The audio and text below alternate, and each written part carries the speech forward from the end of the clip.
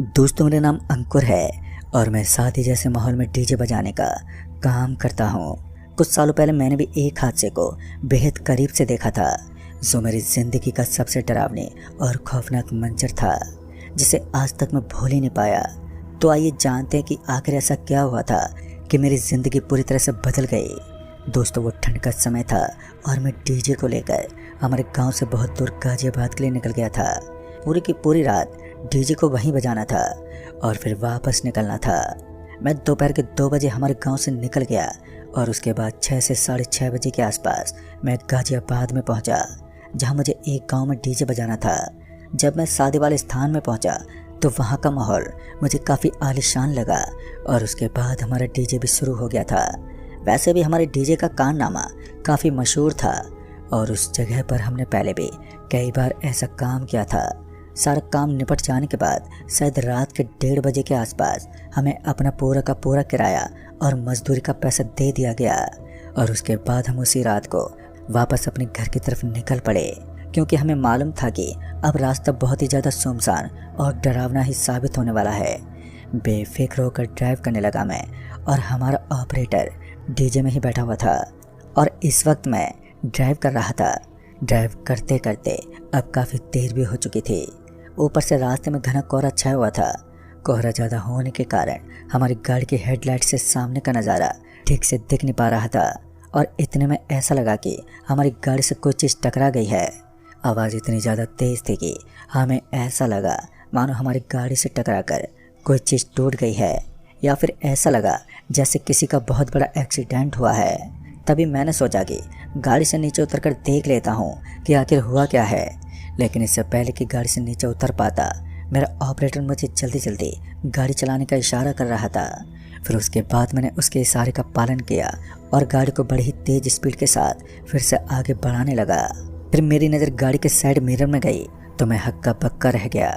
दरअसल मैंने देखा कि गाड़ी के पीछे एक औरत बहुत ही तेज़ स्पीड के साथ भाग रही थी और उसके भागने की गति इतनी ज़्यादा थी कि मैं उसे ठीक से देख तक नहीं पा रहा था। लेकिन फिर मैंने अपनी आंखों के सामने अपने हाथ दे लिए, क्योंकि मुझे बहुत ही ज़्यादा डर लग रहा था और मैं बहुत ही बुरी तरह घबरा गया था। गाड़ी की स्पीड अभी मैं बढ़ाता जा रहा था और फिर कुछ दूर आगे जाने के बाद गाड़ी अचानक से झटका खाने लगी और उसके बाद हमारी गाड़ी एकदम से गलत जगह पर बंद हो गई। चारों तरफ लंबी लंबी झाड़ियाँ नज़र आ रही थी।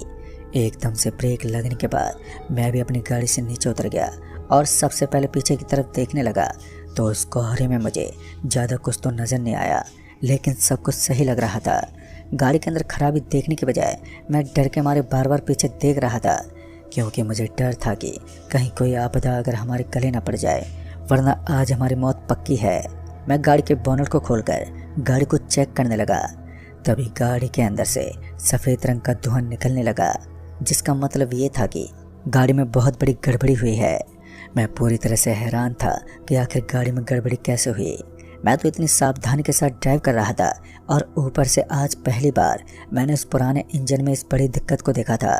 फिर मैंने इस चीज़ को नज़रअंदाज कर दिया और अपने साथियों को फ़ोन लगाने लगा, क्योंकि वैसे तो हमने आधी दूरी तय कर ही ली थी और अब आधा रास्ता ही काटना था। उसके बाद मैं इन चीज़ों को नज़रअंदाज करने लगा और पहले तो अपनी गाड़ी को साइड में लगाया कि वहाँ से गुजरने वाले बाकी के लोगों को कोई ज़्यादा दिक्कत ना हो सके, और फिर उसके बाद हम डीजे में ही बैठ गए। अब हमें इंतज़ार था तो अपने दोस्तों के आने का, जिनके पास एक खाली गाड़ी थी और हम उस गाड़ी में बैठकर आराम से घर जा सकते थे। गाड़ी को एक मैकेनिक के पास ले जाने का भी अलग प्लान बनाया गया था।